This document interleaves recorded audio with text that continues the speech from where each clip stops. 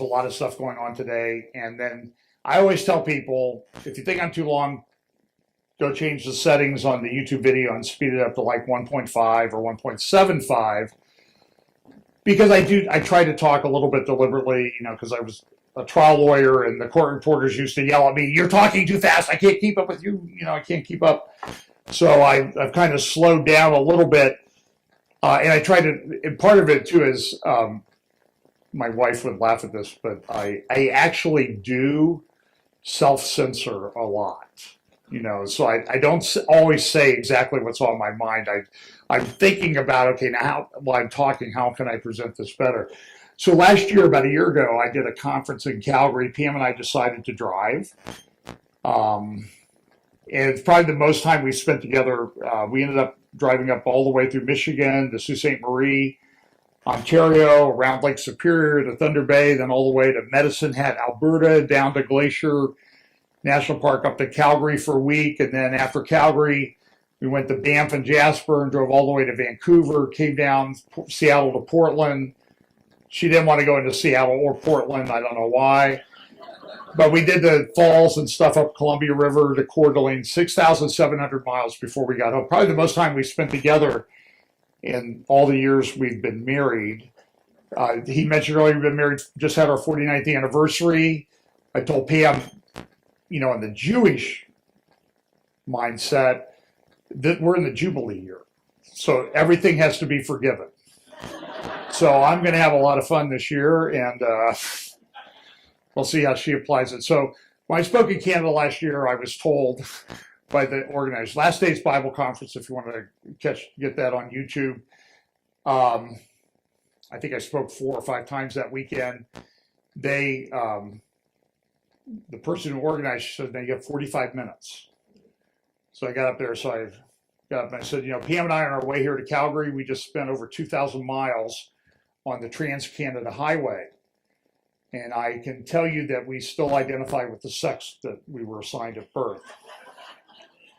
And I said, ever since I've been in this country, I've been doing conversions of kilometers to miles, liters to gallons, Canadian dollars to US dollars.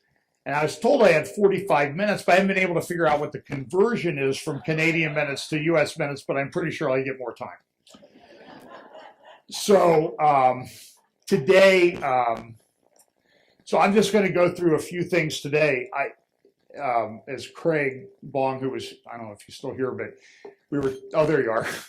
I thought you'd be you said you were Baptist. I was looking for you in the back. He was raised Baptist. So he was mentioning his Red Alert app, and I don't know which one he has. I have one. I woke up, there's like 80 notifications this morning when I woke up. It's buzzing all the time. There's a lot of things going on. So I'm sort of going to try to compress it because I know you have other things to do with your life, but there's a lot going on. I sometimes try to do a midweek update, but I like to do graphics, make sure that it's good. For example, I'm always looking for a good graphic. So if you have ideas, send them to me. So this is one that I worked on, the checkerboard, the Middle East chessboard. And I only got one piece on there so far that's a dragon rook or whatever. And I don't know where I found it. It's some art thing online. Thought it was pretty good. So I'm working on that. This is my grid that I use. Acceleration, ACLU. Acceleration, convergence, logistics, and understanding. Acceleration, as we get closer to the end, everything is going to be happening more and more quickly. It's going to be happening at the same time. That's the convergence. And so my view is that all these different lines of Bible prophecy kind of converge at the second coming of Jesus. But it's going to be like a vortex and a tornado. As these lines get closer and closer together, it's going to be a lot of turbulence. And I think we're already seeing that in the world. I will tell you the last 24 hours have just been, last week and the last 24 hours and the last 4 or 5 hours have been what I would call chaotic. and hard to understand. So, and then logistics. So when we have different people, there are different views on, for example, Babylon. What is the final Babylon? Is it a system? Is it a city? Some people say it's Rome. Some people say it's New York. Some people say it's Babylon in Iraq. And whatever it is, it's going to take some time for it to come together. Now, the first Babel wasn't finished when God intervened, so I don't think the final Babylon will be finished constructing. But it will certainly be very influential. So I have different buckets. So I have a Babylon Iraq bucket, I have a New York bucket. And so as I find evidence to support one, I kind of stick it in those buckets, and then, you know, I'll pick the bucket. When we're sure what it is, then I'll pick that bucket up. But like Babylon and Iraq, I understand why people have that view, but I'm not sure that that's the way it works out. And if it does, there's nothing there right now. You know, there's talk about building some homes, and there's some fiber optic stuff, and there's a port several hundred miles away. But I always use the example of Dubai. Dubai doesn't rule over the kings of the earth, and they've been working at building Dubai for 35, 40 years. And that's what it looked like. And then you see things like Mecca, where they built, I think it's the third tallest building on the planet right now, the Royal Clock Tower that overlooks the Kaaba and the Grand Mosque there in Mecca. And if I don't remember to do it later, right now is the pilgrimage to Mecca. As of this morning, I believe that 1,200 pilgrims had died from the heat. And if you go to the Saudi press, you will not find anything mentioned about it. I kind of think that maybe Mohammed bin Salman controls the press. But my understanding, it's causing some tensions. There are like 300 Jordanians, 400 Egyptians have died in the heat. And then people can't find other people because there's so many people there, and the cell phone service doesn't work. And they're desperately trying to find a mother or father or somebody that hasn't showed up where they're supposed to be. And this happens all the time. It was a few years ago. I think there was 4,000 or 5,000 killed in the stampede, crushing the stampede. So not a good advertisement for the religion of peace, in my view. But they'll go. They go every year, and this happens. It just shows the insanity of when people get lost. And this is another graphic somebody sent me. And I've been trying to figure out how to depict it, because I believe that the way End Times Bible prophecy works, it's like a giant symphony score in 3D. So, you know, you have the trombones and the trumpets and everything, and then you have the piano and the violins and everything. And so when you look at a score, but you put it out into 3D, it kind of gives you an idea that this whole thing of the end times it's really wonderful and exciting to watch. It's troubling to watch too, but I'm always trying to figure out how to put that together. For example, this is my view of the 4 horsemen of the apocalypse. I worked a long time on this to try to depict it, because some have the view that the first horseman rides and does everything, then the second horseman comes and does everything, then the third horseman does. But I just don't see how that works. I think the first horseman, they kind of come, maybe they come sort of simultaneously, and the effect of what they do will increase over time till the Lord returns. Although I would say maybe the first horseman, depending if is that the Antichrist or not. If he's the Antichrist, then I would say I have he should be like in the middle of the 70th week is when he should peak, not all the way at the end. So maybe I kind of have that a little bit, but it was very hard for me to kind of conceptualize this. I was a trial lawyer, and we try to, how do we present things so people can understand it? And I had a very complicated financial white collar case, and we spent months trying to figure out how do we inform the jury so they can understand what these transactions were, how they worked, who got paid, why, how people made money. And we worked hard, and to be honest with you, the jury decided, it was sort of like the Trump jury just said, hey, we're not buying anything you say, we're going to find them guilty. And it didn't take very long, even after all that work. But it's very difficult to, I think, conceptualize a lot of these ideas. And then my view of the seals is that the first seal opens and the roll unfolds a little bit because there's a description. The seal opens, then we see this. The second seal opens, then we see this. So the first seal opens and part of the scroll will open, and the second seal, and eventually it will be fulfilled. Now, some people hold the view that all the seals had to be opened before you know what's in the scroll, and I just don't see that in Scripture. And so I think it changes a little bit the way you look at things if you do that. So, and again, this is sort of the operative verse that I go to a lot, Daniel chapter 12. Daniel gets these visions, and he wants to know, when is this going to happen? If I got those visions, I would want to know. And he said, Daniel, when shall be the end of these things? And he said, go thy way, Daniel, for the words are closed up and sealed till the time of the end.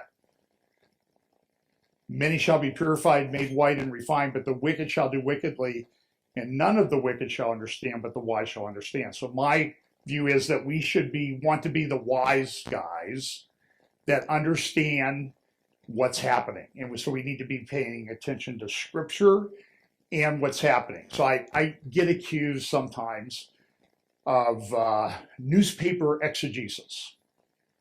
But my point is, okay, fine. But those scriptures that are given to us are going to unfold in a real world with real people, real geopolitics, real countries, and that type of thing, and real wars.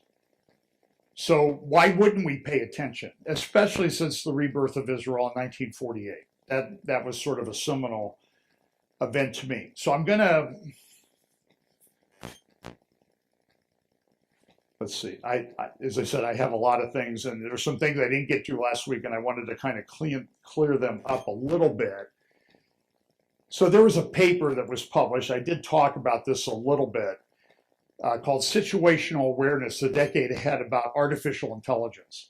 It's written by an AI insider, and the Lord blesses me with people that are involved in different industries, so I have some AI insiders, people that work in the industry, that communicate with me privately on secure channels because they don't want people to know that they're communicating with me about these things.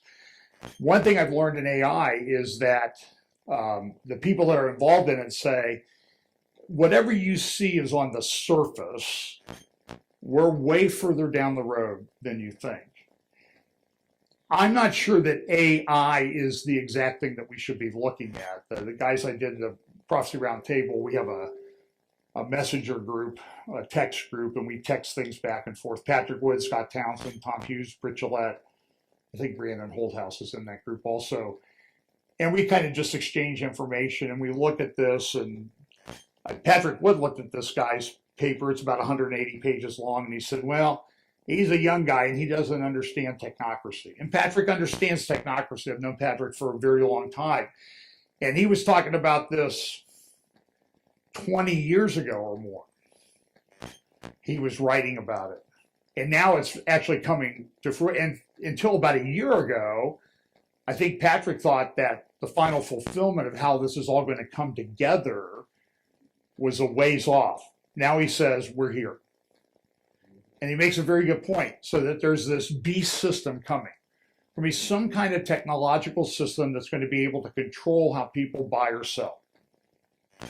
Patrick made a brilliant point on Tom Hughes last year. He said, listen, when that system is going to be implemented by the false prophet and antichrist to control everybody, it's not like and it comes after the abomination of desolation. And Patrick's point was, it's not going to be like, okay, we do the abomination of desolation. The antichrist goes into the temple or the holy place and declares himself above all that is called God. That's 2 Thessalonians 3. It's not like after that happens, the Antichrist and false prophets sit down and say, you know, it would be a really good idea for us to have some kind of system to control everybody and how they buy or sell. Maybe we could crowdfund the technological development of that. Patrick's point is, no, it's not going to be like that. It's going to be ready to go. And they're going to say, okay, now flip those switches and everything will be ready. And I think he's absolutely spot on that. So this guy says, look at the, and this is just a chart of some of the systems on various capabilities relative to human performance. And what do you see in the trend with these chat bots, chat GPT and whatever? The change in like a year was from a stupid middle schooler to the most advanced college graduate PhD level in like a year.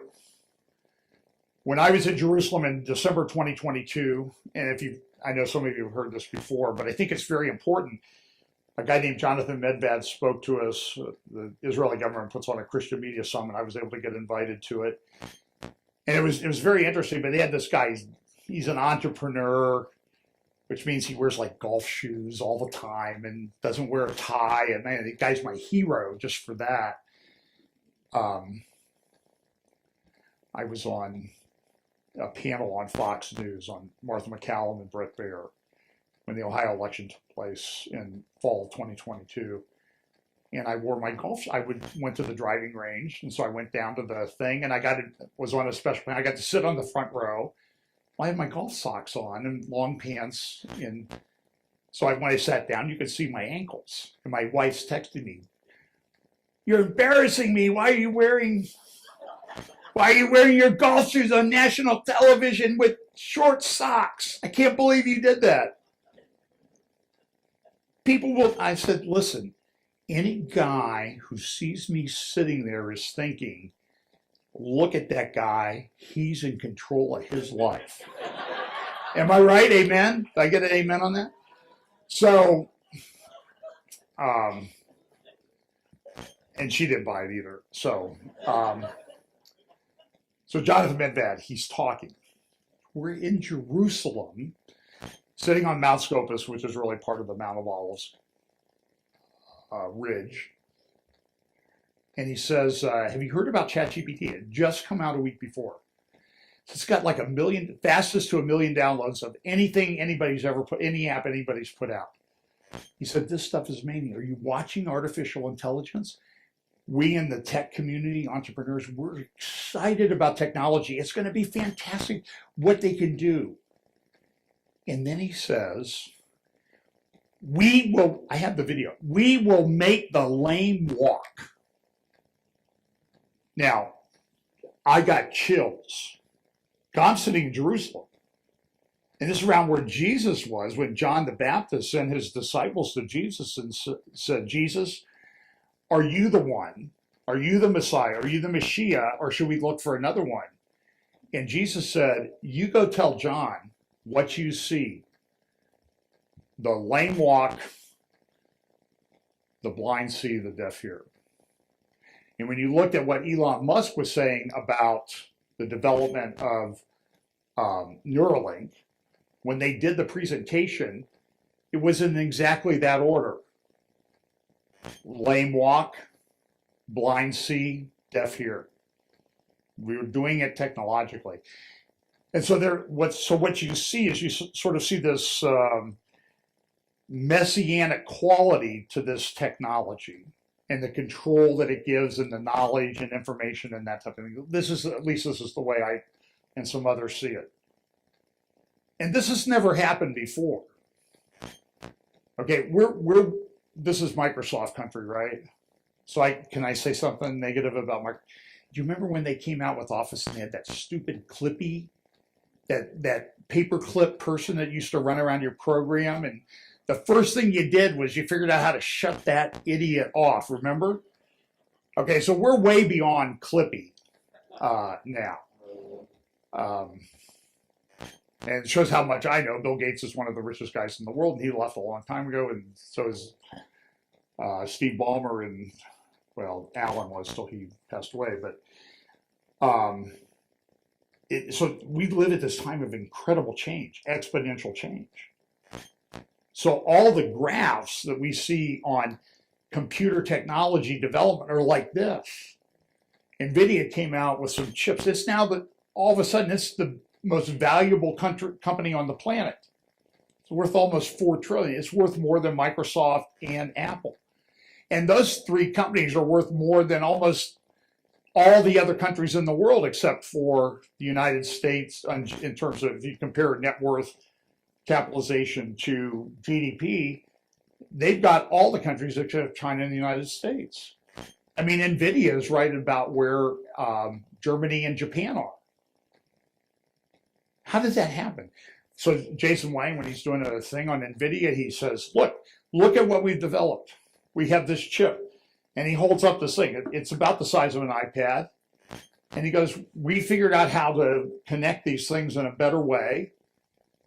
And we're going to even do better when we get the technology to transform the chip interrelationship better. This chip, though, has at least 250 billion transistors on each chip. How do you even process that? You understand, that's like 30 transistors for every person on the planet on each chip of all the ones that they manufacture. And so it's a problem. And so one of the problems they have is power grid. This was in Washington Post the other day. They don't know how they're going to power all the farms. So they're trying to think, how do we do this? Microsoft is trying to train the ChatGPT type products to evaluate nuclear regulations so they can cut corners and get small nuclear plants built next to their server farms. Now they're talking about fusion, which has sort of been a big, how are we going to do that? If we could do fusion, we would solve all the energy problems of the world. So they're trying to unlock that so they can develop the technology even more quickly than they already have so far. And so NVIDIA says, well, our chips are, let's see, so in a 10-year period, and I forget where we are in the 10-year period, the chip speeds and processing power is going to go up 1,000 times. And then in the 3 years after that period ends, we're going to go up another 1,000 times, which means from this period, 1,000 times, and this period, 1,000 times. That means they're 1,000,000 times more efficient, faster than they were.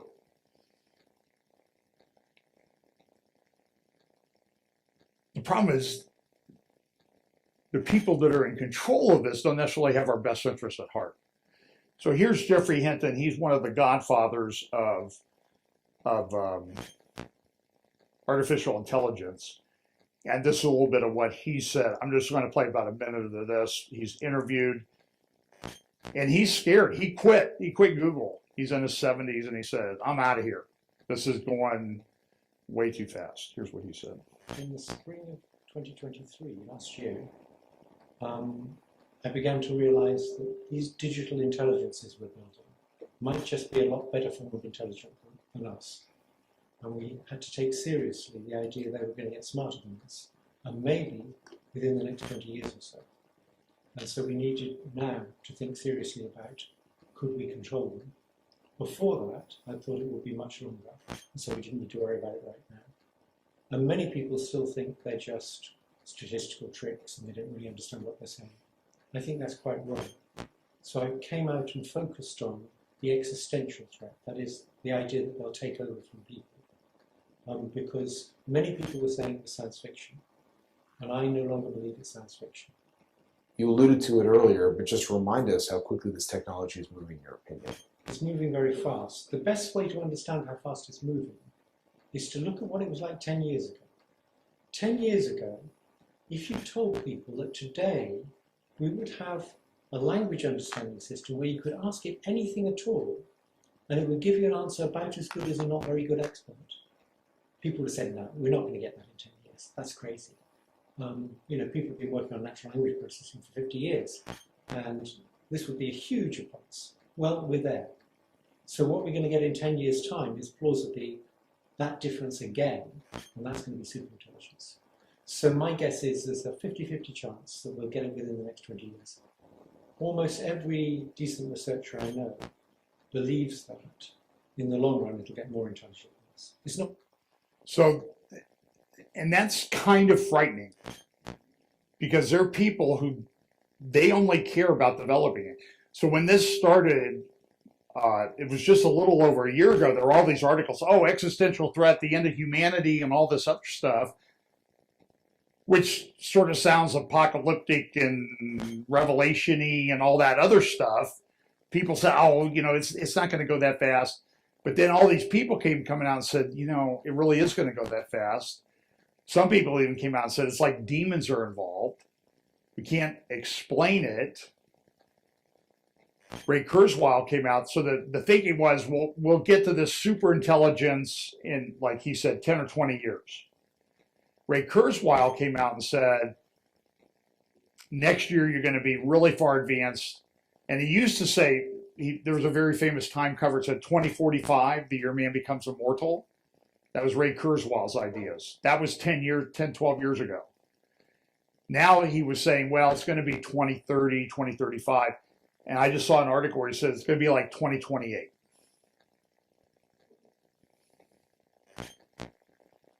And what does that mean? Eliezer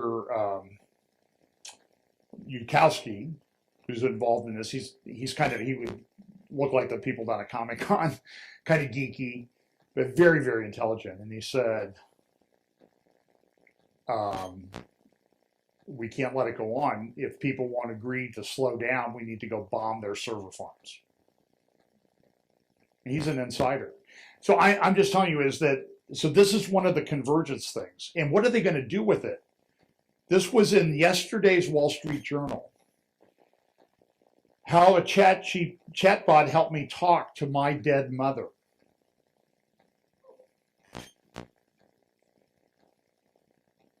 Now, couple that with all these programs, or all these laws that are coming into place that help people with medically assisted, MAID, medical assistance in dying. They have a law in Canada. They're talking about it here in the United States. And my understanding, I don't know if it was Canada, Netherlands, or one of the Scandinavian countries, they're offing thousands of people a year. What impact does that have on society? What's the social cost? Now they'll say, well, they were, getting in bad health and they're going to cost a lot. But maybe they contributed. I think everybody contributes something to society. But what are you going to do when they can't? So Yuval Harari, back in 2017 at the World Economic Forum, first time I heard him, I've since researched him. I could do hours on Yuval Harari. He's a Jewish, lives in Tel Aviv with his boyfriend or his boy partner. They have kids. I think his father was a liberal rabbi in a Jewish Judaism. And he said at the World Economic Forum, he says, look, especially by the way, his medieval history, and he said, in the Middle Ages, in the Dark Ages, we kept people around because we always knew that they would provide something of value for the Lord of the Manor. They would clean the manure out of the barn, they would plant the crops, they would harvest the crops, they would clean the Lord's clothes and that type of thing. He says, but now we'll have half of humanity that won't have anything to add. What do we do with them? Then couple that with the need for more power, and the question is, what are they going to do? They need power for their servers and their technology. You're just kind of a useless consumer of everything. And then it really starts to sound like Revelation in the end times. And it's not off in the future, it is today. In 2015, Yuval Harari went to Google talks at Google headquarters in Silicon Valley. And he said this, if you see me, I've played the clip many times. I love coming to Silicon Valley. I get to see my friend, but I like being here because it is here that the religions that will control humanity in the 21st century are being created. So you need to understand, while they claim to be atheists and against Christian religion and values and that sort of thing, and Jesus and God, it's a religion thing.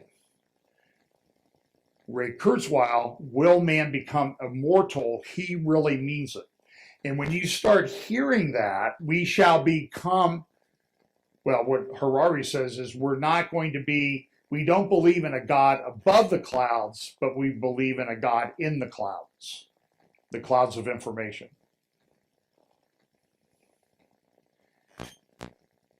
Listen, I know the Lord's, I really don't worry about it. I'm just trying to tell you what is going on, so you're informed and you can make choices. It's going to get very difficult. So Japan right now, I think I'm one of the fewer guys who talk about demographics, because one of the things that's happening right now is, what if we're running out of everything, including people at the same time? What are people going to do to try to right the ship? So Japan, or China's in dramatic decline population-wise. I think they lost over 1 million people in population last year. Japan's even worse. For years, they've been selling more adult diapers in Japan than baby diapers, because nobody's having babies. So they've actually tried to fix it, like by saying, sorry, ladies, you can't get sterilized. You can't get your tubes tied unless there's a medical reason for it. And so here's an article from today's New York Times. In Japan, 5 women sue for the right to ensure they won't become mothers.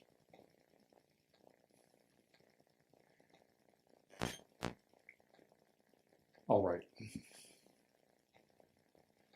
When I see that, this just like the last 2 days, I'm seeing all this stuff and I'm sort of thinking, like, if I wasn't an end times guy, I would be. If I wasn't an end times guy on Thursday, I would be this morning. If I understood what the scripture said, because of the acceleration, convergence, and that type of thing, and the logistics are all coming together very quickly. Well, this is the last thing I have on artificial intelligence. And we live at this time where there's this massive control thing going on with government. The United States government, like, we used to have a First Amendment. I studied about it in law school. It's still there, but nobody really cares about it. And so they're trying to control information. So this is Biden Department of Homeland Security docs suggested that Trump supporters, comes from like John Brennan, former CIA, James Clapper, former CIA director. Like, if you're a Trump supporter, military, religious people, you're likely a violent terror threat. And so you live in a place where surveillance and control are going to become very, very important to the people in charge. And that sounds very much like the Antichrist, false prophet, and the system that they want to put in place. So again, they'll have that system ready to go, and they'll just flip the switch. And so, look, in the prophecy community, we disagree with everybody else on not on everything, but a significant number of things as to how this is going to work out. And I'm okay with that. I'm very comfortable with that.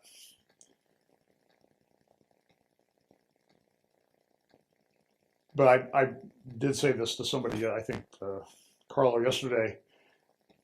We need to be a little bit humble about our positions sometimes, because who called the Charlie Vector 019er thing?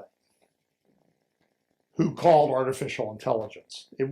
We had ideas as to how it would happen, but it came on like a freight train very quickly. Now, at the Scotland last year, there were cameras everywhere. I mean, I'm talking like up in the Highlands by the Cairngorms National Park and Balmoral Castle. There's everything on the highway is monitored. And they do like an average speed thing. I couldn't figure it out. I figured I was probably going to get a ticket charged with my rental car. I didn't though. But you'd see people driving by at 90 and a 70, and then they'd be going 50 and a 70 because it was the average that they weren't making it from one place to another too quickly. And that's kind of interesting too when they talk about 15-minute cities and control. It's really, really out of control. So this is, I forgot I had these in here about the Hajj. Happens every year. Every Muslim is supposed to do this. I think it's very difficult at this point to deny or claim that Islam does not have some major factor in the end times. And we're on the verge of a massive war in the Middle East. And if you're at first hour, it may be even worse. So they have a couple, 3 million people. They're trying to build the great mosque here in Mecca underneath that clock tower. They're expanding the mosque. If you look at this 100 years ago, that mosque area could accommodate 10,000 people. By the time the Saudi royal family is done, they hope to accommodate 5 million people at one time. So process that. The religion of peace. These are just some of the tents that they've built. They're permanent tents that are there outside of Mecca for pilgrims to stay in. That's pretty amazing. You kind of see the clock tower in the upper left-hand corner, the third tallest building. It's insane.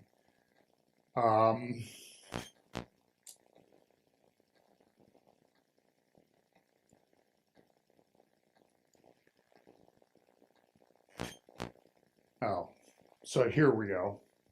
This is the guy who prosecuted Trump. Well, he refused to prosecute Trump. The Department of Justice sent somebody down to D.C. or to New York to become part of the New York prosecutor office, the Manhattan County District Attorney, to prosecute Trump. And then Biden says, what?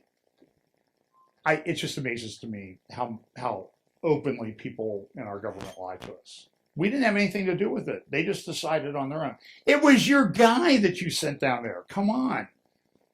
He was born at night, but not last night. So here's a protest in New York. I think this is in New York about Hamas. So Bragg says, all these people at Columbia, we're not going to charge them. Oh, but former president, political opponent, you made the wrong entry, we think, on something that's outside the statute of limitations anyway, so we're going to charge you with 34 felonies. Now, look, I don't care whether you like Trump or not. That's not the issue. The issue is, if they come after him, they're coming after you too. And I was a lawyer. I had a client caught up in a big major federal investigation. And at one point in that investigation, somebody in the prosecutor's office, a lot of these guys that you see on MSNBC, they decided, hey, we don't want Howler representing this guy, so let's make it difficult for him. So I got subpoenaed to an FBI interview. I'll be honest with you, it's intimidating.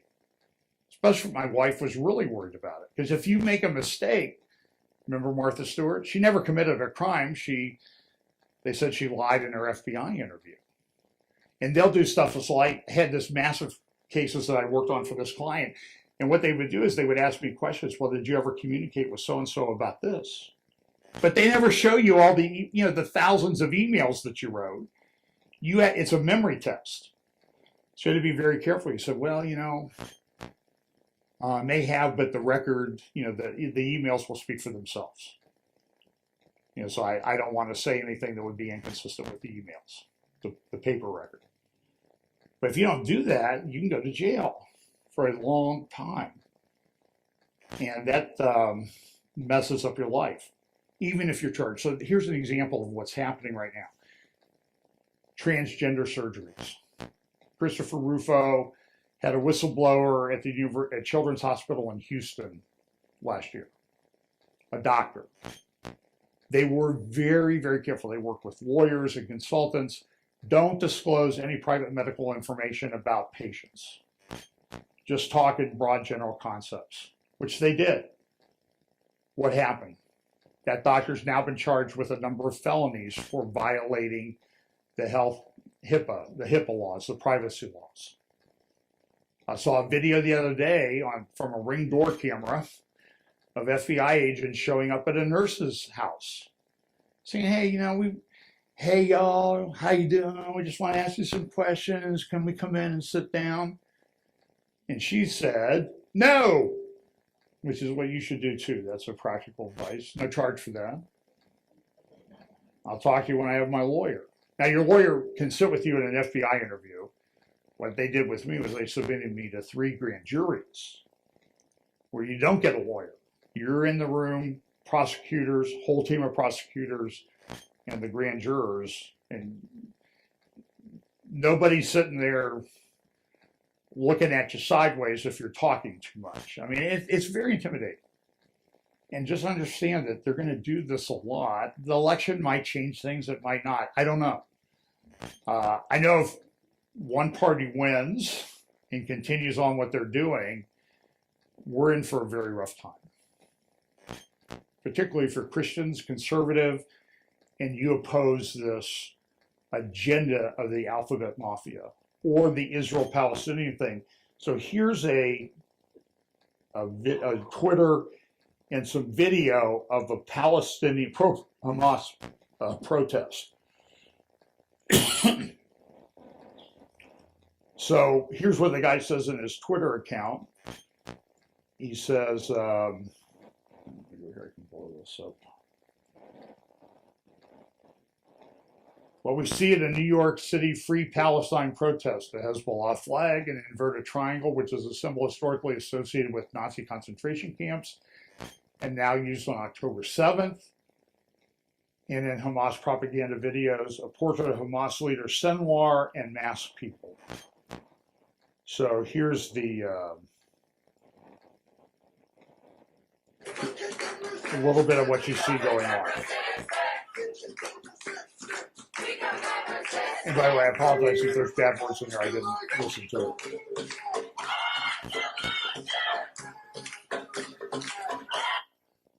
Do you understand? This man is a monster. And young people are in New York praising him. Everybody should be like him. It's over. I don't know how else to say this. It's how you got to stand up against this, but they're mobs. They're coming after you, I think. You hear about this 12 or 13-year-old young girl raped in Paris by a Muslim immigrant? Oh, well, that's just a one. It happens all the time. There are places in Sweden, particularly in Malmo, where you cannot go as a non-Muslim person. It is not safe. I've had Swedish people tell me this. Is that covered on MSNBC or CBS or CNN? No, they don't. They hide it. Okay, so let's talk about Israel. And we'll go through this because this could go on very long. Netanyahu earlier this week dissolved his war cabinet. These were people who were brought into the coalition government so that Israel would be united. Gantz withdrew.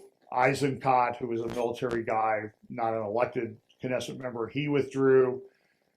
And everything's falling apart. Netanyahu still has a solid coalition. And about 85-90% of the people in Israel support what he wants to do to beat Hamas. But you don't hear that. You only hear about the crazy people. And now Netanyahu is upset with the U.S. government. Like, we need weapons to fight these guys, and you're slow walking it. So this is what he said on Tuesday, I think it was. When Secretary Blinken was recently here in Israel, we had a candid conversation. I said I deeply appreciated the support the U.S. has given Israel from the beginning of the war. But I also said something else. I said it's inconceivable that in the past few months, the administration has been withholding weapons and ammunition to Israel. Israel, America's closest ally, fighting for its life, fighting against Iran and our other common enemies. Secretary Blinken assured me that the administration is working day and night to remove these bottlenecks. I certainly hope that's the case. It should be the case. During World War II, Churchill told the United States, give us the tools, we'll do the job. And I said, give us the tools and we'll finish the job a lot faster.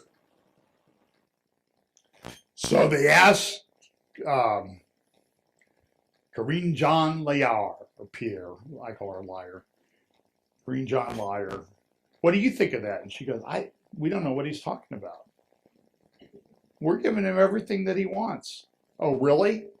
Trying to get F-15s out of you for like 10 years and now you're slow walking it. Well, I don't know what you're talking about. Boy, so there's a soul who desperately needs Jesus. I mean, can you imagine if she got cleaned up and saved and how wonderful that would be? But there's something to Netanyahu's conclusion.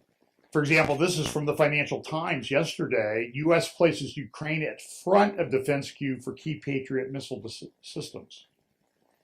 Israel is facing more rockets than any other country on the planet. And I've talked to a lot of people from Alma Research and people in Israel. The interviews are on our YouTube channel. Avraham Levine from Alma Research up in the north. He lives 1 mile from the Golan border. He lives in the Golan 1 mile from the Syrian border. 8 kids, 45, served in Gaza in the IDF reserve. His son's in the IDF reserve down in Gaza. And he said it's incredibly difficult. You clean an area and you leave, and 2 minutes later they're jumping up out of tunnels from underneath what you just cleared, shooting RPGs and machine guns and that type of thing at you, AK-47s. It's almost an impossible situation. Can't flood the tunnels. You got hostages. I'm telling you what, Israel's in a very, very, very, very sticky. I've left out one more very. Add one more very to that. Sticky position. This is tough, and that's Gaza. Look, they're going to prevail in Gaza, but our administration is like, well, what are you going to do the day after? Well, I'll tell you what. We'll tell you that when we get there. There was some talk about, well, we're going to put Palestinian clans in charge, like because the Palestinian Arab society is very tribal. So clans are very important. So like Mahmoud Abbas is from up around Nazareth. People in Hebron, they hate him more than they hate any Jew. So there's very divisive. So we're going to get the clans in charge of their areas. So what did they do in Gaza? They started killing the heads of the clans.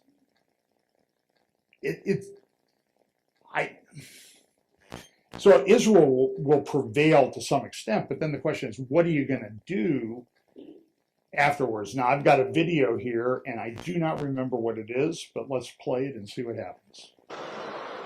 At the start of its devastating offensive on the Gaza Strip, Israel set an ambitious goal, destroying Hamas. On Wednesday, the Israeli army spokesperson publicly expressed doubts this was even possible. Hamas is an ideology. Hamas is rooted in the hearts of the people of Gaza. To eliminate it, to replace those who run the public services, those who distribute food or steal it, there must be an alternative that can emerge. It's a decision that has to be taken politically, and the army will implement it. Until it is, Hamas will continue to exist. Hamas will not disappear from Gaza. It will not disappear. The statement caused confusion and prompted Benjamin Netanyahu's cabinet to react immediately. It pointed out that the destruction of Hamas's military and governmental capabilities has been defined as one of the main objectives of the war. Responding to Netanyahu, the army released another statement clarifying what their spokesperson meant. In his words, the IDF spokesperson referred to the destruction of Hamas as an idea, and he said it in a clear and explicit manner. Any other claim is taking things out of context. While the United States is trying to mediate a truce in Gaza, Benjamin Netanyahu has repeatedly stated that he'll continue the war until the militant group is eliminated. But the government itself appears divided on the question of Gaza's future after the war. While the defense minister favors governance of the enclave by Palestinian entities, the national security minister Ben Gvir wants it to be annexed by Israel. So at Ben Gvir, a lot of people don't like Ben Gvir in Israel. I actually went to Shabbat dinner with his interpreter. He speaks some English, but he uses an interpreter from Hebrew to English. So I know that people are very, very close to him. And I've asked this question. Okay, we don't like him, but his idea is we go resettle Gaza with Jews. By the way, the friends I have, they were kicked out of Gaza in 2005. They lived there. And how's it worked out with Hamas and the Palestinian Arabs in charge of Gaza? Hasn't gone that well, has it? So Ben-Gvir says, let them go to Egypt. Let them go to Jordan. We'll resettle it, and I think it'll be okay. And I know people don't like that. But the point is he wrong? Is that the worst idea in the world? And remember, go back to biblical times. They were told to eradicate these people. And all the areas where they did not are the problems today. And I've been to those places. I've stood where Joshua stood. I've stood where Joshua erected a stone. And people didn't finish the job at the time of the conquest. And how's it gone? We're talking pushing 3,500 years of problems. And so when somebody says so I don't know the answer, okay? I'm just telling you that I'm the attorney. Actually, Ben-Gvir's an attorney also. And I'm like, so I've got to make the case that he's wrong. You would have to pay me a lot of money to make that case, because it would take a lot of thinking, a lot of research, and I don't think you can do it. Excuse me one second. I have an app open that. Where is it? Down. There it is. There's an app that everybody in Israel uses called WhatsApp, and I haven't figured out how to turn the dinger At the start of its So they've taken out guys as a commander that they eliminated the other day. And Israel, they're not indiscriminate bombing to get these guys. Look at this as a video of what happened. This is the guy they took out.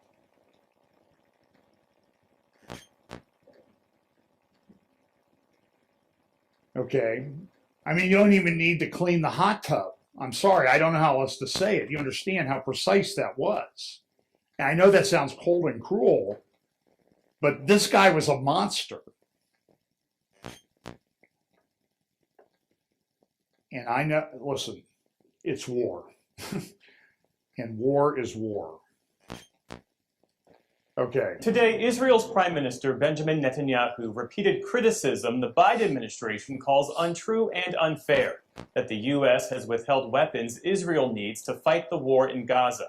The diplomatic spat between the Prime Minister and the Biden White House comes as simmering tensions between Netanyahu and his own military boiled over. Nick Schifrin is here with more. Now, this is PBS. For months, even years, military officials in Israel have often disagreed with Prime Minister Benjamin Netanyahu. But most military criticism of Israel's longest-serving leader is made anonymously or after retirement. This week, though, Israel's Defense Forces top spokesman made public the military's concerns about Netanyahu's repeated claim of total victory over Hamas. The political echelon has to decide, and the Israel defense. We already heard. So he says Hamas can't be defeated, and then the IDF comes out and says, no, he meant the ideology. We'll take care of the people. What you're seeing in real time is a White House operation of the Biden administration, and I use the term Biden very specifically with full knowledge as to what you might think about that. Yes.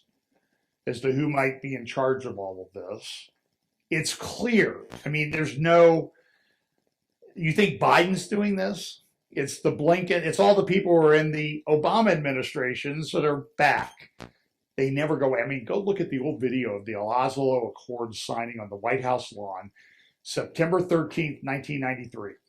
30 years ago. I happened to be in D.C. that day. I went and met with my Jewish friend from high school who was a Democratic, uber liberal Democratic congressman. He went to Harvard, but a good friend.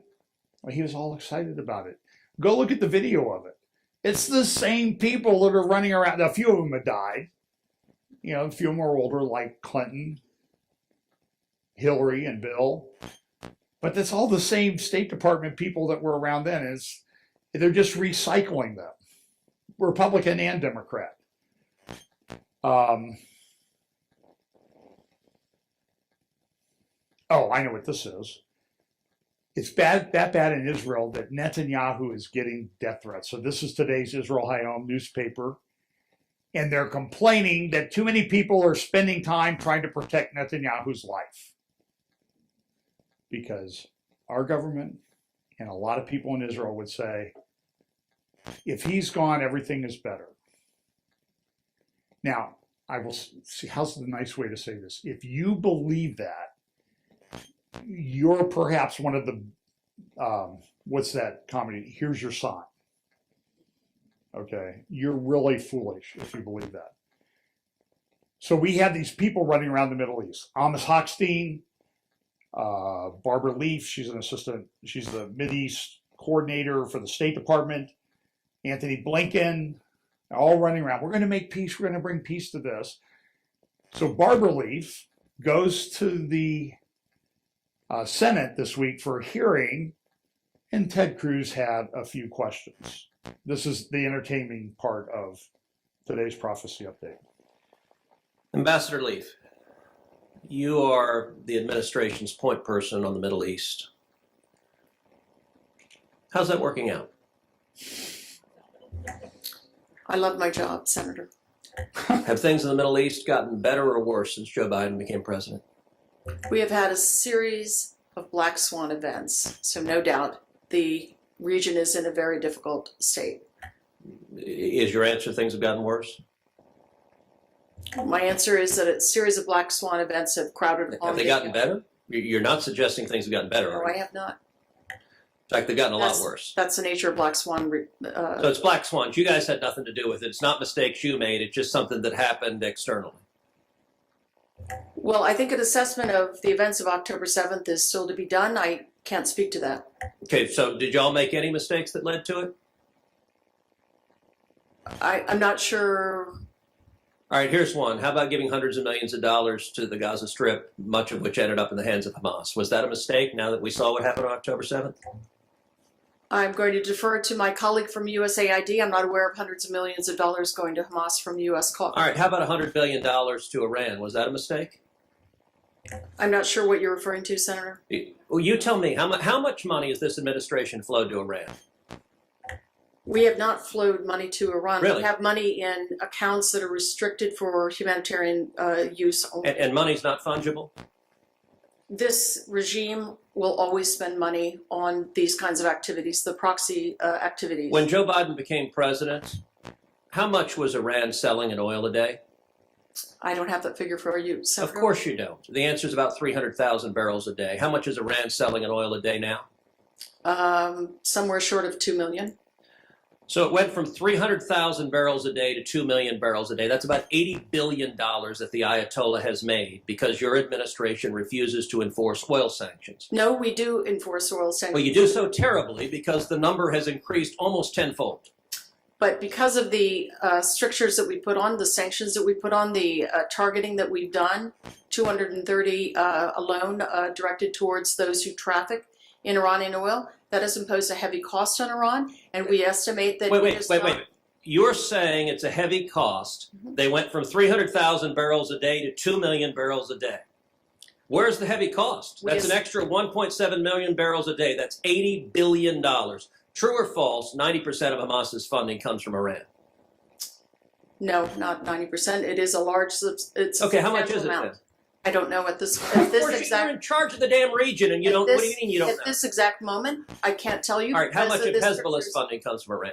Huge amount. It's about 90%. Both of those are about 90%.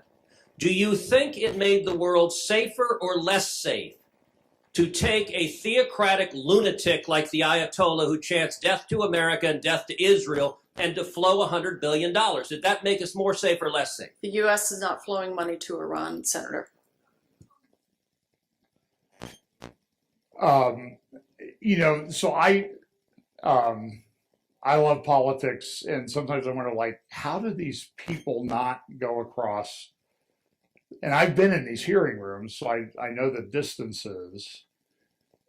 You could slap somebody before they stop you. I mean, it would be very, so I think these people have the patience of Job. So here's the head of the committee, a Democrat, talking about, well, what he thinks about the whole thing.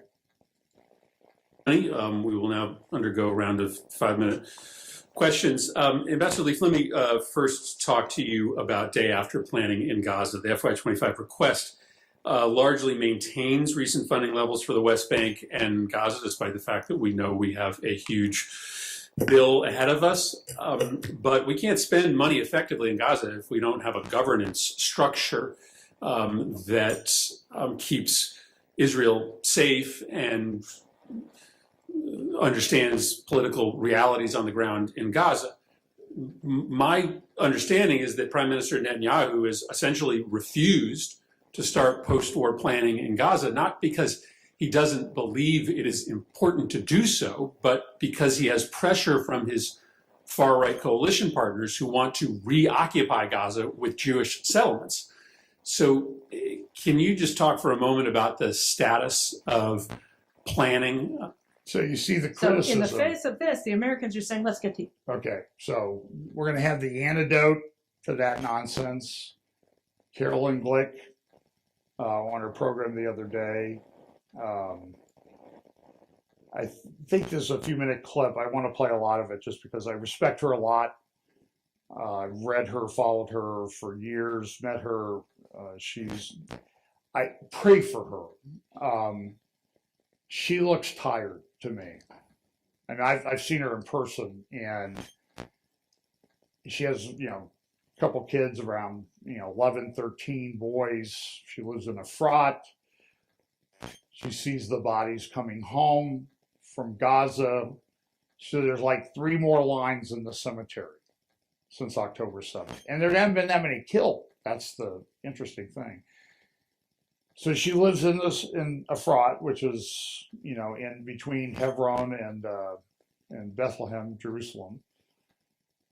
And I just personally think this is her time to be there to kind of bring focus to things. So in the face of this, the Americans are saying, let's get to yes. Let's just make a deal.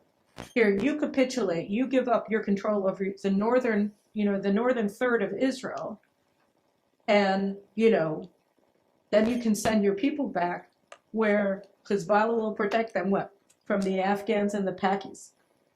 I mean, it's insane, right? And that's the American position. But wait, there's more to the American position. I mentioned Barbara Leaf, the Assistant Secretary of State for the Near East. So she puts out this statement, I think today, where she explained what the American vision for a deal is, without the mentioning Mount Dome. So what she says is, here's how we do it. What we do is we have the Lebanese armed forces, the LAF, and UNIFIL, the UN forces that were supposed to be preventing Hezbollah from reseating its forces along the border with Israel after the 2006 Israel-Hezbollah war. They're gonna be in charge of the border, and they're gonna make sure that Hezbollah doesn't attack. So there are only 2 problems with this. The LAF is controlled by Hezbollah, and UNIFIL is controlled by Hezbollah. Why are they both controlled by Hezbollah?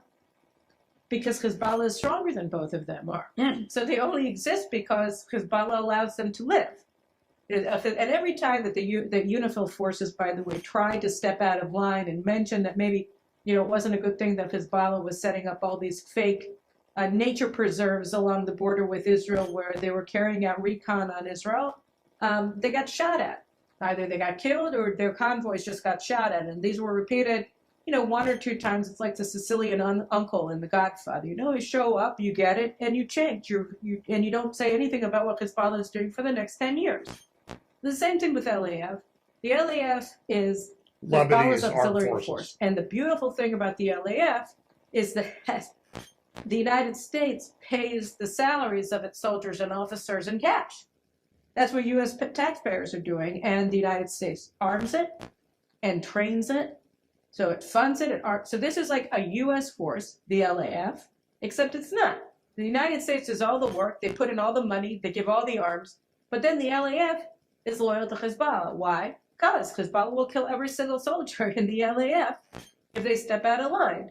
And then they've also been seeding Shiites into the LAF so that they actually have their loyalists in key positions in that force. So the LAF is just an American fiction that American taxpayers fund, that U.S. Special Forces arm, that Congress approves the arming of, right? I mean, Special Forces train and then Congress arms, right? And it's totally controlled by Hezbollah. So this is a problem. We train these people, and then they work with Hezbollah in what's called the West Bank, Judea, Samaria, biblical heartland of Israel, where not that many people go. It's where the Bible happened.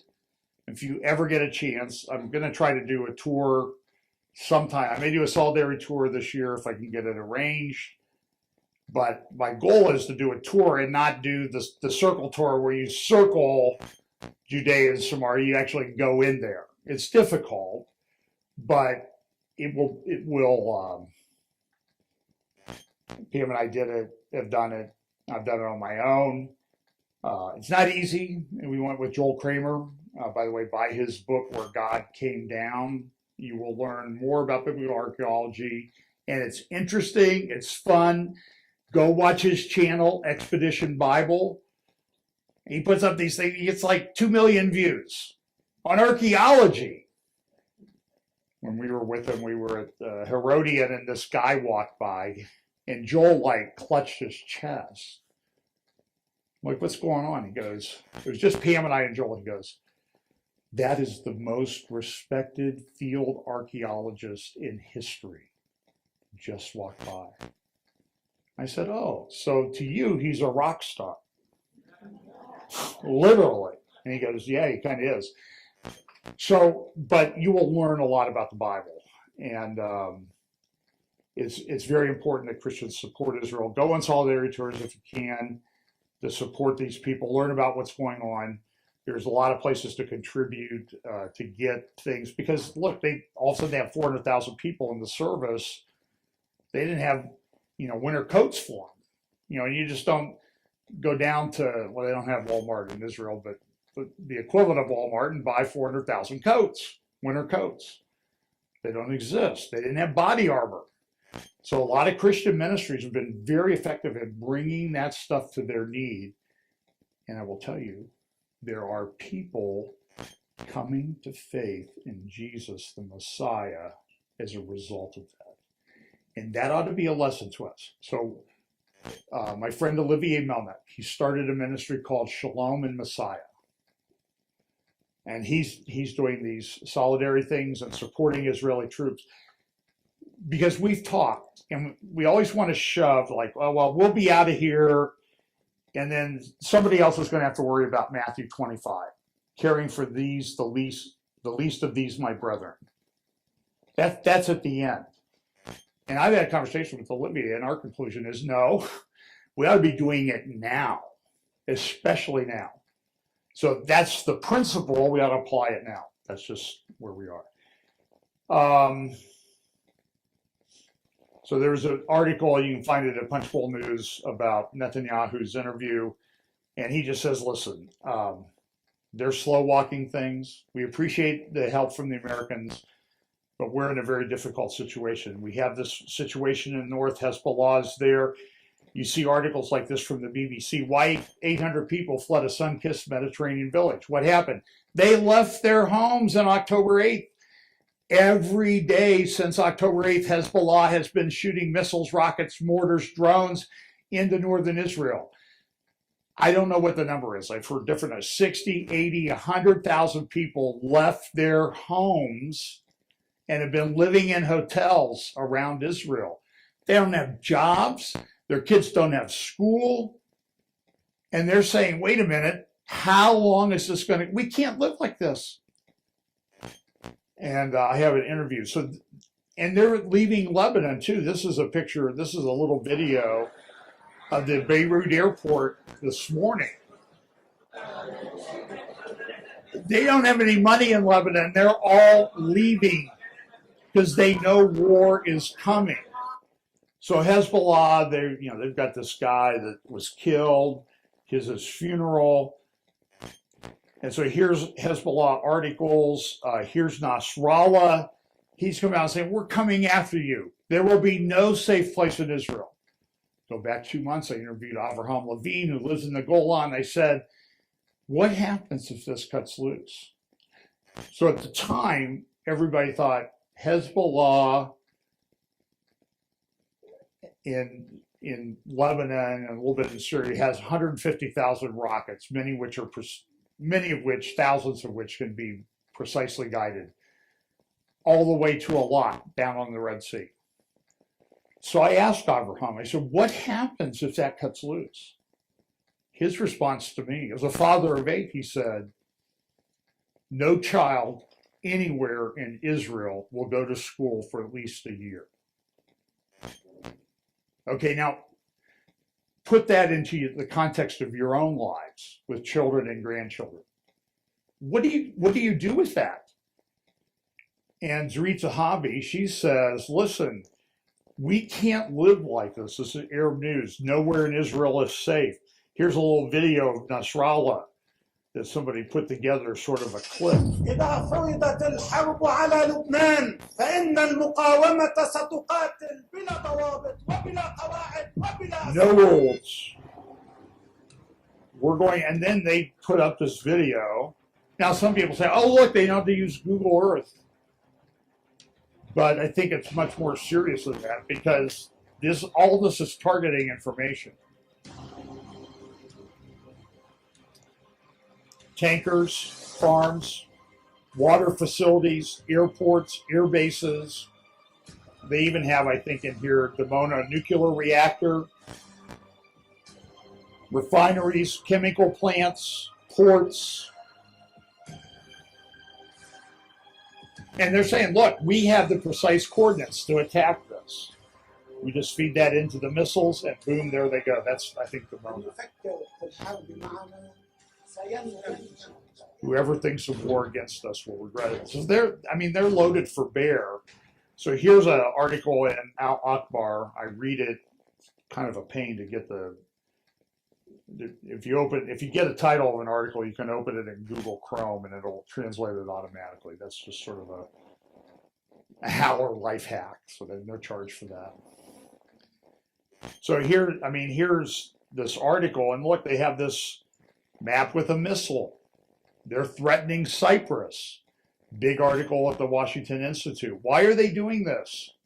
Jonathan Spire, my friend at the Jerusalem Post, you ought to get his article, Hijacked on the High Seas. They're shutting down shipping in the Red Seas.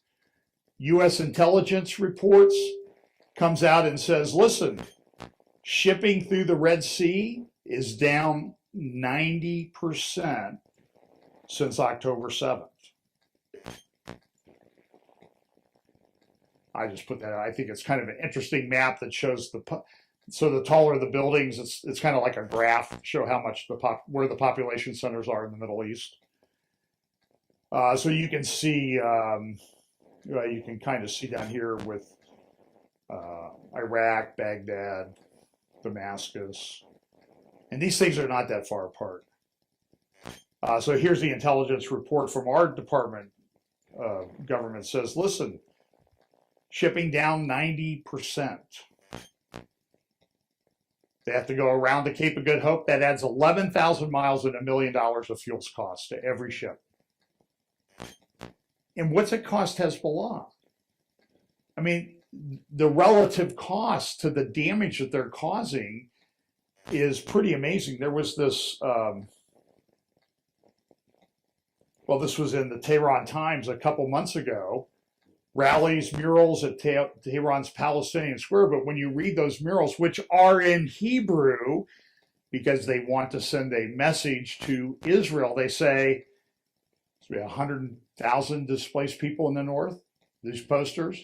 Are you ready for 2 million displaced people? So a lot of you know Amir, he lives in the Galilee. Hezbollah wants to get him to move.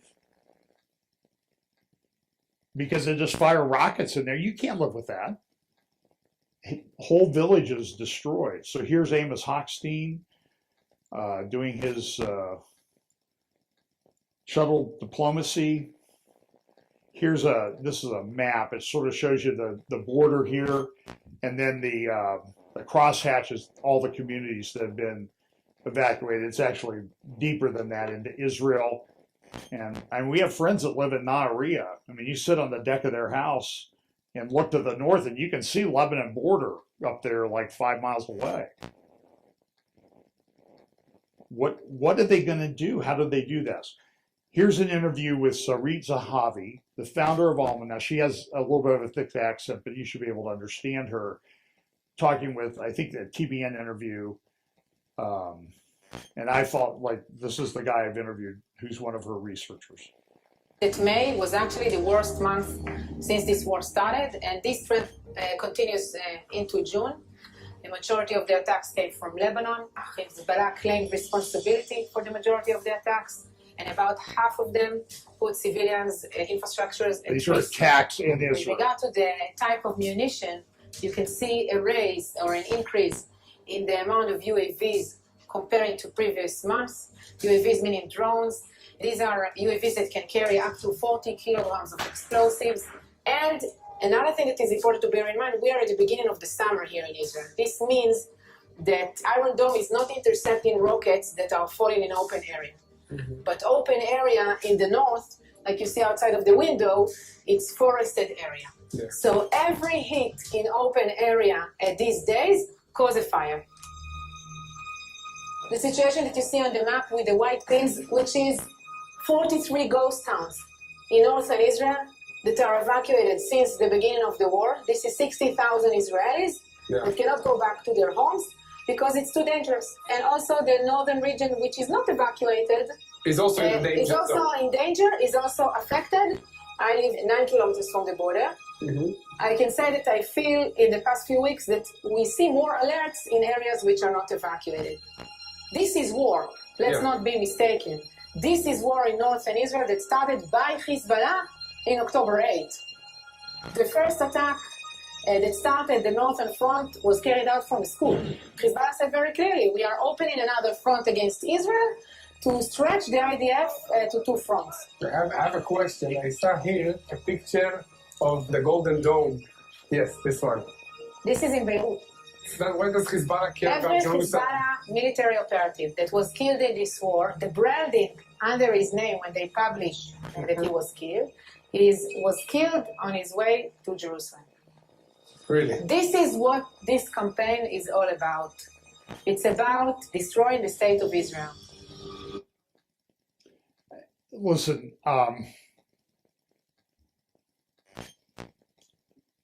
she's very intelligent. She's dedicating her life to this. By the way, if you want to support Alma, you can go to israel-alma.org. They can always use the support. They're excellent researchers. They will talk to people like us that want people to be informed, but they're busy as all get out because they're researching it. They've mapped everything out. They were the ones who discovered that the tunnels look identical to North Korean tunnels in North Korea. So who's helping them? North Korea. Where was Putin this week? North Korea. Is there a relationship between Russia and Iran? You better believe it. It's Russia, Iran, China, North Korea against Israel. They're bringing in countries in Africa. Go to Ezekiel. I'm not saying this is Ezekiel 38 and 39, but there's a lot of stuff. I was talking to Craig at lunch. You got this big meeting at the UN in September, the Pact for the Future. We need to figure out a way to control the globe at the UN in September. I'm just telling you, I could go on and on and on. Look at this from the Jerusalem Post this morning. Nasrallah can take out the power grid with one phone call. So what's this say? We're getting a preview of what EMP attacks could look like in the United States. If Russia decides to attack us and take out our power grid, Israel may be experiencing this week.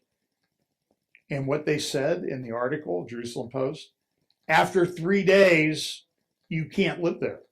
No power. I got it this morning. I get a notice from our electricity provider, American Electric Power. Your power's out. And so I texted Pam, the cell tower will work. The internet was down too. I got a message, your internet's down. If I was home preparing this, I would have been freaking out.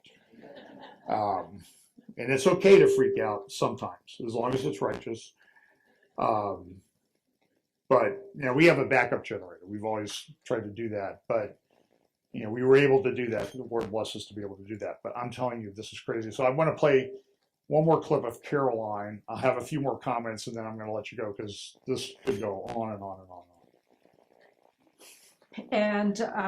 And in the meantime, what is Hezbollah doing? So there's this report. I just want to show you this video here for a second. There's a report that was on Channel 14 in Israel and some other news sources that you have over 10,000, tens of thousands, I'm not remembering, foreign fighters, militiamen from Pakistan, terrorists from Pakistan, from Afghanistan, and from Iraq that are entering Syria in civilian clothes and then moving across the border between Syria, it's not really a border, between Syria and Lebanon to join Hezbollah forces ahead of the war with Israel. So they have essentially an endless supply of manpower, not only the people in Lebanon, the Hezbollah fighters in Lebanon, the tens of thousands of Hezbollah fighters in Lebanon, but they have an endless supply of cannon fodder that they can and are importing from the east, from Pakistan, from Afghanistan, and from Iraq, all of Iran's proxies in Western Asia, effectively, that are coming in to join Hezbollah in the jihad against the Jews, in their march on Jerusalem. And later, I won't play the clip, but in it, she says, listen, I'm supposed to leave the country for a while, vacation, it's summer, the kids get out of school this week. So she's going to take, you know, she's from Chicago originally, she comes home, her mom still lives up there.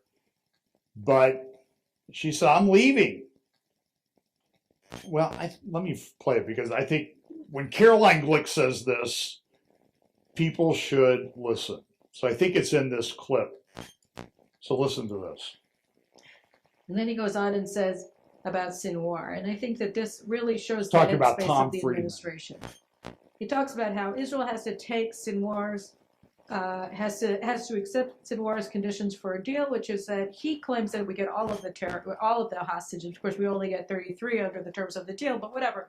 That he's right. We get all of the hostages back, which is not on the table, has never been on the table, and in exchange, we completely capitulate in Gaza. We leave lock, stock, and barrel, and we let Hamas go back to ruling. Sinwar can come out of the tunnel, wherever it is he is, and take to the microphones and run a victory parade, and we're not going to do anything against him. And this is how he argues, and I just have to read it. We'll put up the text so that you don't have to see me reading the whole time, but it says here. She doesn't like Tom If Friedman Israel in the New York can end Times. the war in Gaza, it can lead to a U.S.-mediated deal with Hezbollah to quiet the northern border, which has been terrible for civilians on both sides. It could enable Israelis and Lebanese along their country's border to return home while enabling the Israeli army to recover and restock from a draining fight. It could halt the erosion in both Israel's economy and its global moral standing, and let the country do something it should have done on October 8th. That is, pause, rethink, strategize, and not do exactly what Iran and Hamas wanted it to do, i.e. charge ahead just as America did after September 11, 2001, and sink into an endless war without any plan or partner for the morning after, and then hold elections in Israel as Ehud Barak, Thomas Friedman's best friend, asked them to do, or demands. And so then he goes on. Yes, I can hear the criticism from the war hawks right now. Friedman, you will let Hamas's leader Yahya Sinwar come out of his tunnel and declare victory?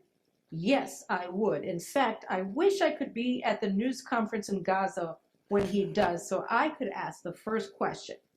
Mr. Sinwar, his imaginary question to an imaginary Sinwar, right? You claim that this is the great victory for Hamas, a total Israeli withdrawal and a stable ceasefire. I just want to know what existed on October 6th between you and Israel before your surprise attack. Oh, let me answer that. A total Israeli withdrawal from Gaza and a stable ceasefire. If you don't mind, I'd like to stick around for a few days to watch you explain to Gazans how you started an 8-month war, causing the destruction of roughly 70% of Gaza's housing stock and leaving, by your count, some 37,000 Gazans dead, many of them women and children, so you could get Gaza back to exactly where it was on October 6th in a ceasefire with Israel and no Israeli troops here. Another Hamas victory like this in Gaza will be permanently unlivable. Here's the deal, though. Thomas Friedman is a foolish person that he thinks, oh, I'm going to go interview Sinwar and ask this question. No, Tom, you're Jewish, you're dead or hostage. What? Hey, can I say moron? Yeah, I can say moron. What a moron. My apologies to all morons. And so Caroline, later in this talk, I don't think I have it here. I follow her, by the way, JNS. Follow her at jns.org, carolineglick.com. She's very vocal. A lot of people in Israel don't like her. She's a bomb thrower. Well, you kind of need that right now. She seems pretty level-headed. There's a very famous clip of her at a Jerusalem Post conference about 10 years ago. I actually took it. Some knucklehead from the European Union said, well, you Jews just need to learn how to live with this. And as he's saying this, I actually did a mashup video of it where sort of the Top Gun theme, you know, hostile target sighted, acquired, radar lock, and she puts down her glass of water and fires, you know, and just destroys the guy right there in the conference. It was wonderful. But she was saying today, she says, look, I'm leaving. I'm freaking out about what is going to happen and what I'm coming back to.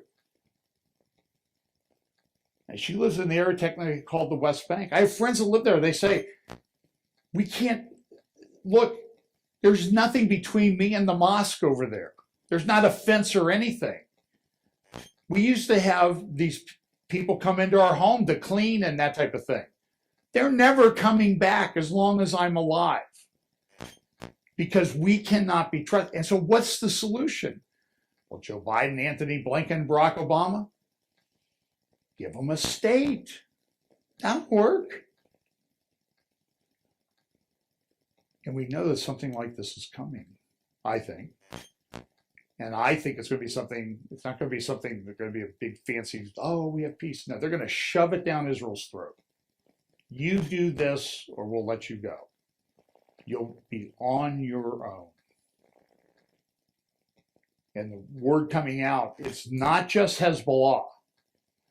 It's Syria, it's Iraq, it's Iran, and some of the publications on the Iranian side that has all this up today is it's not 150,000 rockets. It's not 250,000 rockets and drones.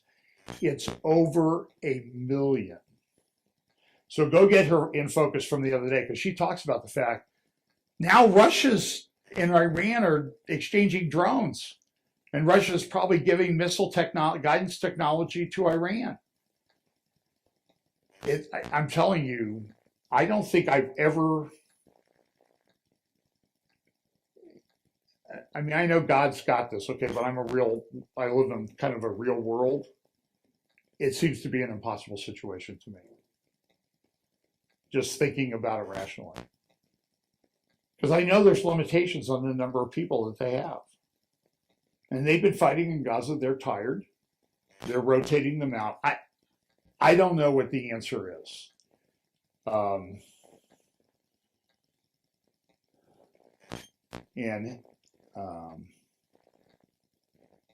me see here.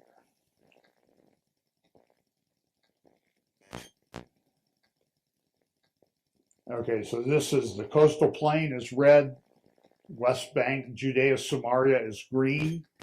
That's the high ground. This has long been the plan of the United States government to give these people the strategic important parts of Israel. Why? Let me be blunt. Dr. Gil White, I think he's right. Interviewed him a week and a half ago. He said, I want to kill the Jews. It's all part of the plan of eugenics that they've had since World War II and before. And it's the US government pushing it. I wish I could say that he's wrong. So Russia and everything, this is kind of melting down. Like this is the front page of the New York Times yesterday, what Ukraine has lost. So I have friends there. Every time I talk about Putin and Ukraine, I get hate mail like you wouldn't believe. Oh, Putin's a great guy. He's a great Christian. Really?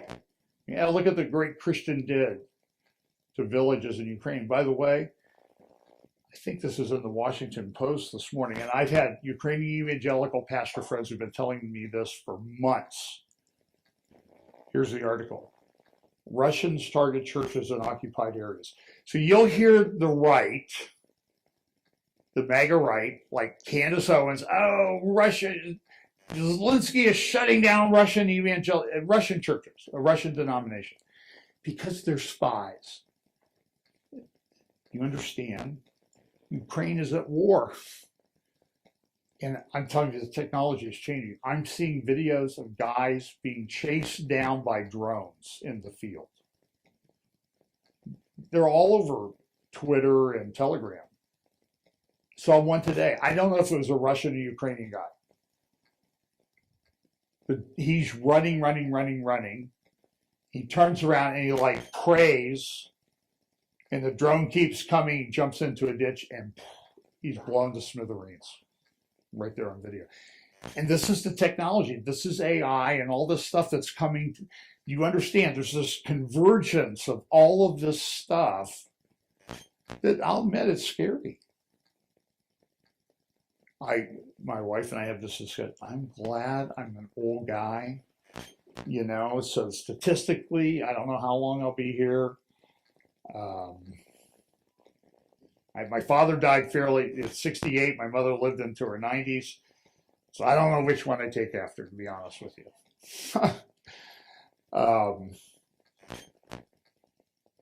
So here, like this is Kiev's robot wars. This is changing the face of war.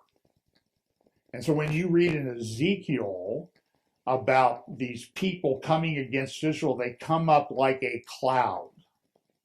Is this what Ezekiel saw? I more and more think that that's what he saw.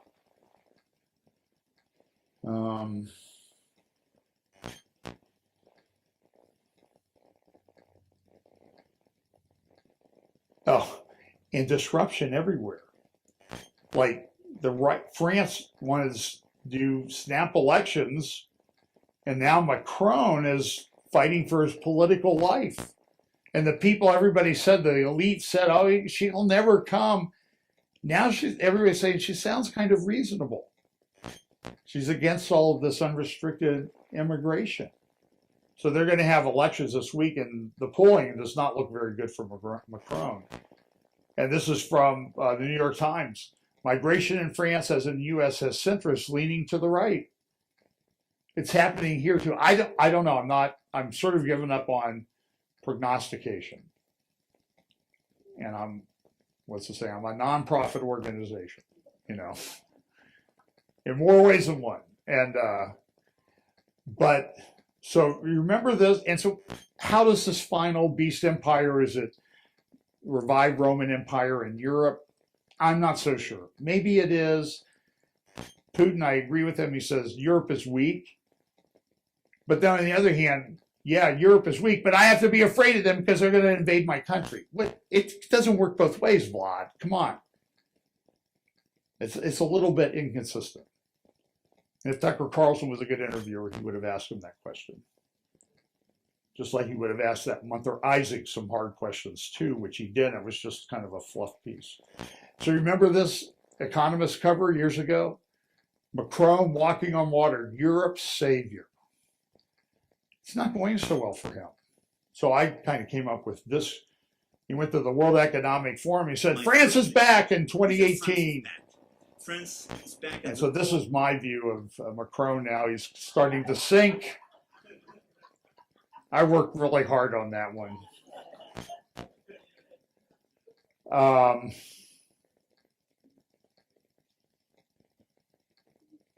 I don't think I've ever seen a world like this. I shared this a little bit at the beginning of first hour, just because it popped into my phone. And let me see if I can.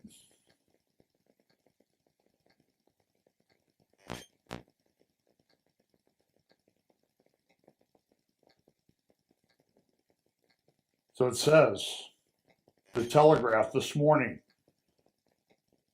published at 5 a.m. Pacific Daily Time. Richard Overy, Sunday Telegraph. Imagine for a moment that the Iranian government announces it has developed a nuclear bomb and threatens to use it on board. Oh, by the way, what's the title of the article? Why it's too late to stop World War III.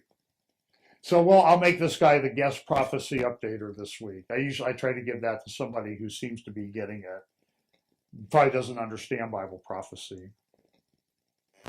So it talks about Iran. What are you going to do? The Third World War begins with an exchange of nuclear fire, and the rest, as they say, is history, or the end of history.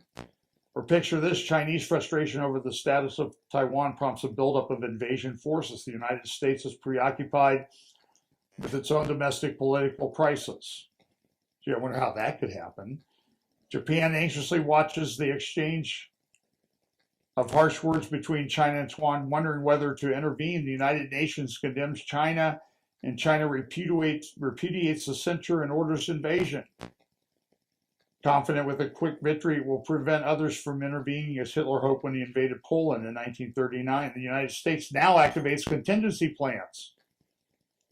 Now let's consider a totally different kind of global conflict, the growing division between the democratic West and the arc of authoritarian straits across Eurasia has entered a dangerous new chapter.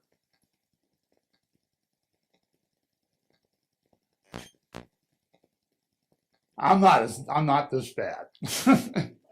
You know, I have kind of a dark view of things sometimes, but this is the reality of the world that we live in. So what are you going to do about it? Well, as Christians, we can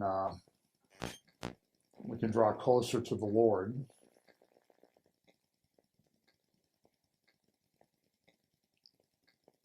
Pray, get in the Word, warn people about what's coming. Don't know exactly how it's going to play out. There's a number of ways that it could go, maybe 10 different ways, and 9.9 of them were not so good. I mean, the economy, debt. The Saudis went away from the are starting to move away from the petrodollar. I think that might be a little bit overhyped. But they joined a consortium of countries to start central bank digital currencies, which fit into the control system we see in the end times. So listen, be careful, be wise. God has you.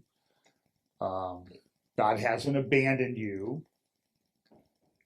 One of my elders that used to be our elder at our church said this. I thought it was very wise. Hard to hear, but he said this. It's biblical.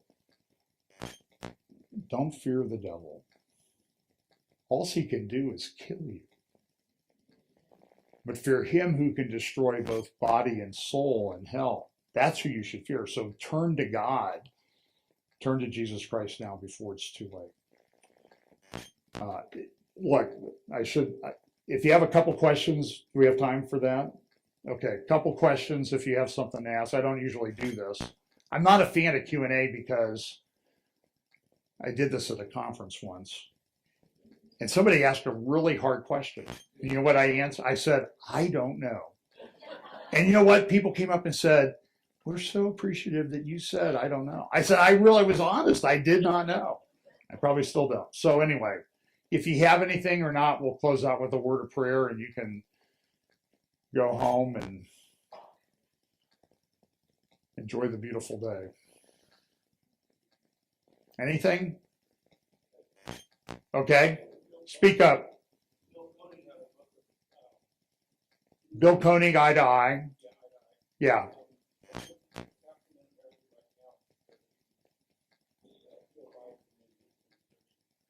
Okay. Yeah. So Bill's one of my closest friends. So I've spent a lot of time with Bill.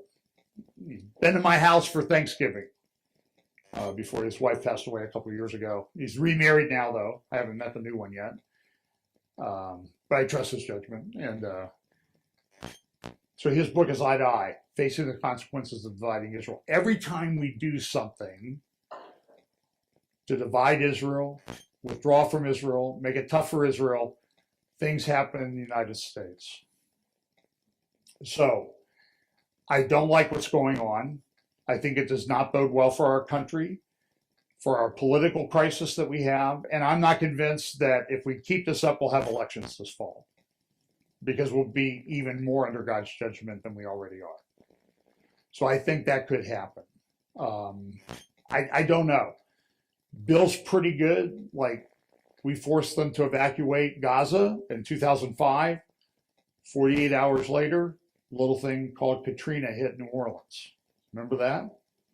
Actually, in 2011, I was in Tel Aviv coming home at Ben Gurion. My flight was delayed for 4.5 hours. So there's an Orthodox Jewish guy standing next to where I'm sitting. His brother runs Palestinian Media Watch, I found out later. And he goes, we just started talking, and Dave Barry, the humor columnist, came up and he goes, "Hey, did you read Dave Barry's article on his whatever that thing is, where you have to drink that drink to clean yourself out, you know, colonoscopy? As funny as all get out." Okay, if you like that kind of humor. And so I read it, and he hands me his computer, total stranger. I mean, I could have been a thief. Or although he probably looked at me and said, this guy, I was in terrible pain from bad knees at that time. I didn't have my knee replacements done yet. But anyway, so we talked for 4 hours. And during that thing, he says, "Listen, you Christians in America, you need to understand that when you do stuff to Israel, God does stuff to you. And you need to tell people." And he said, when you made us get out of Gaza, the same area proportionally of the United States that we had to evacuate in Gaza, you had to evacuate in Katrina. They're directly connected. You need to go. I said, I have a friend who wrote a book about it, books about it. But he's exactly right. And this is what happened. So Bill's done a good study on that. We've put together some graphics together. I don't know if he uses them or not. There's a weather site. So Bush, 43, goes to the UN. There's a hurricane heading out into the Atlantic. As Bush is at the UN saying Israel needs to give up the West Bank, the hurricane does a 180 and hits Florida. I'm telling you, it's like minute by minute. You can track it on the NOAA weather site. They say in Israel, coincidence is not a kosher word. There's too much of this building up. Hurricanes, insurance events, and that type of thing. So I would expect certainly things to be, we disrupt Israel, we're going to have disruption here. Maybe worse than we've seen so far. That's my opinion. I don't know exactly, but it's coming. If we continue to act like this, our government continues to act like this. It's not us, it's the government. But, we kind of get caught in the fallout. Anything else? Oh, we better go, because my mouth I'm out of water in more places than one. You want me to pray? Let's pray. Lord, we're so grateful that you